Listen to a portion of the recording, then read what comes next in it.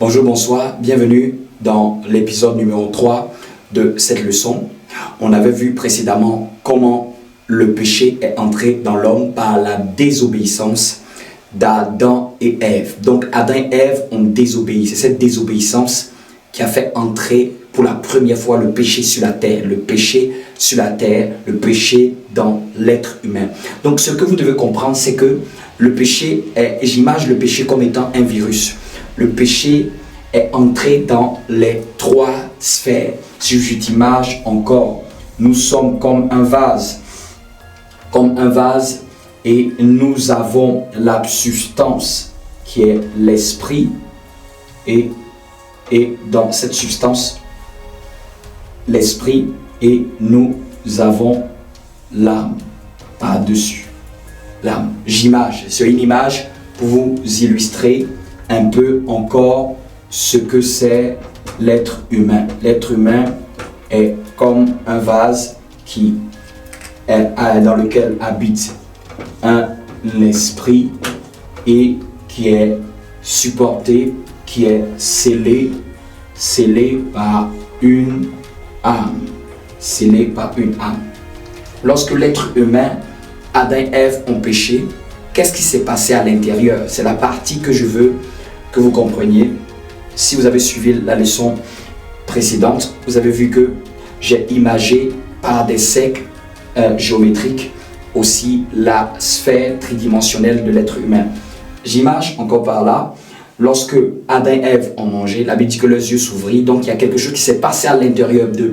Ils ont pris conscience de quelque chose, ils ont quitté la dimension de l'innocence. Les théologiens disent qu'ils ont quitté la dimension de l'innocence, ils sont entrés dans la dimension de la conscience. Ils ont pris conscience du bien et du mal.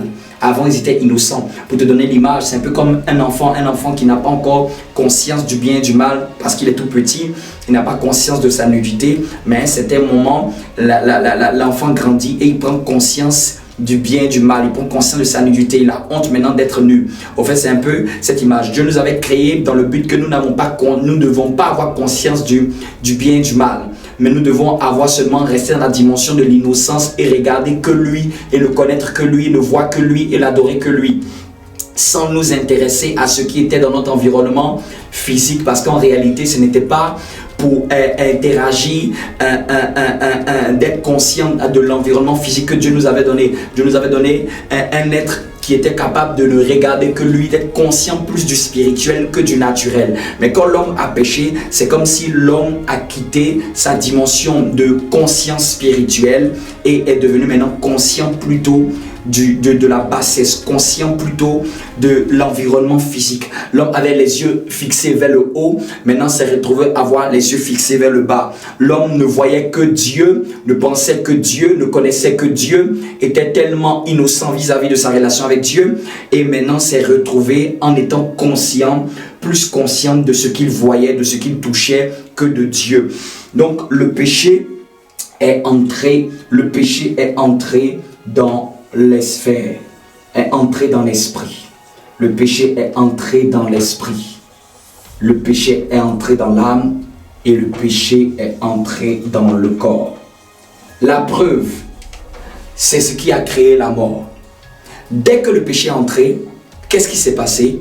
Ça a apporté la séparation. Il y a trois choses qui se sont passées lorsque le péché a été commis, la désobéissance a été commise. Je veux que tu retiennes ça. Il y a trois choses qui sont passées.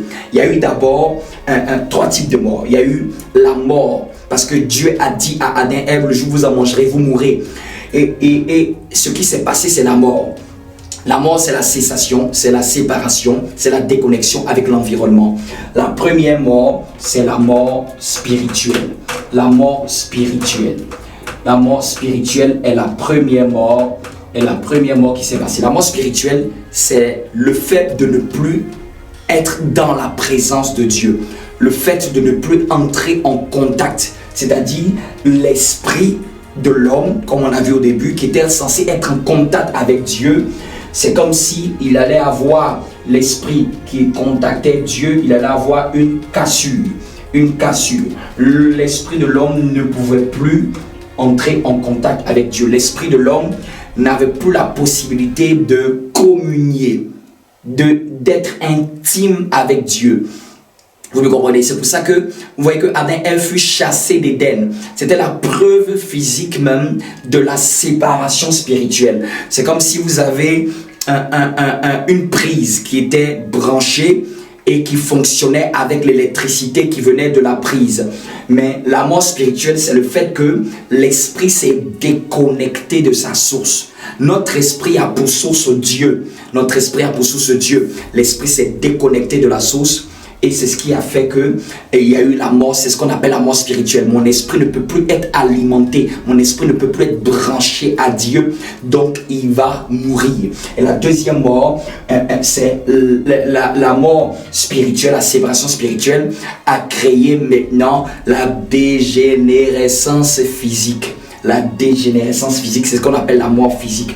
Ça a provoqué la mort du corps, la mort physique. La mort physique, c'est ce qui emmène la dégénérescence. À un certain âge, après plus de 25 ans, 30 ans, les scientifiques disent que nos cellules commencent à se dégénérer, c'est-à-dire commencent à vieillir, commencent à mourir. Dieu n'a pas créé le corps de l'homme pour que le corps de l'homme puisse mourir. Tout ce que Dieu crée est parfait. Mais lorsque la mort est entrée, la déconnexion spirituelle, puisque la prise a été débranchée, l'ampoule risque de s'éteindre. Si vous avez une ampoule qui est branchée avec une prise, si vous débranchez ou un ventilateur, je prends l'exemple du ventilateur. Si le ventilateur tourne et qu'il est débranché de sa source, il peut continuer à tourner, mais il s'arrête après un temps. C'est pour ça que l'homme n'est pas mort subitement. L'homme est mort après quelques années, parce que l'énergie qui était en lui était en train encore de travailler. Donc la mort physique, c'est la mort physique qui a amené les maladies, les douleurs, tous les maux qu'on connaît dans le corps. Tout ce qui est les virus, les épidémies, c'est la mort physique qui provoque ça. Dieu n'a pas créé le corps de l'homme pour que le corps de l'homme puisse connaître la mort. Mais c'est le péché, la désobéissance qui a provoqué la mort physique. Et si de ces deux morts, la dernière des morts, la mort la plus ultime, c'est ce qu'on appelle la séparation, où nous n'avons plus part à la miséricorde de Dieu, où nous ne pouvons plus bénéficier de la miséricorde de Dieu pour être rachetés. En gros, il ne peut plus avoir possibilité de repentance. Si la mort dans l'état de mort spirituelle, la mort physique définitive survient, il va se passer un autre type de mort, c'est ce qu'on appelle la mort éternelle. La mort éternelle.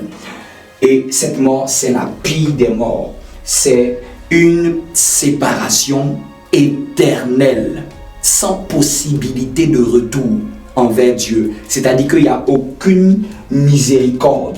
Il n'y a plus de miséricorde. Un peu comme Lucifer.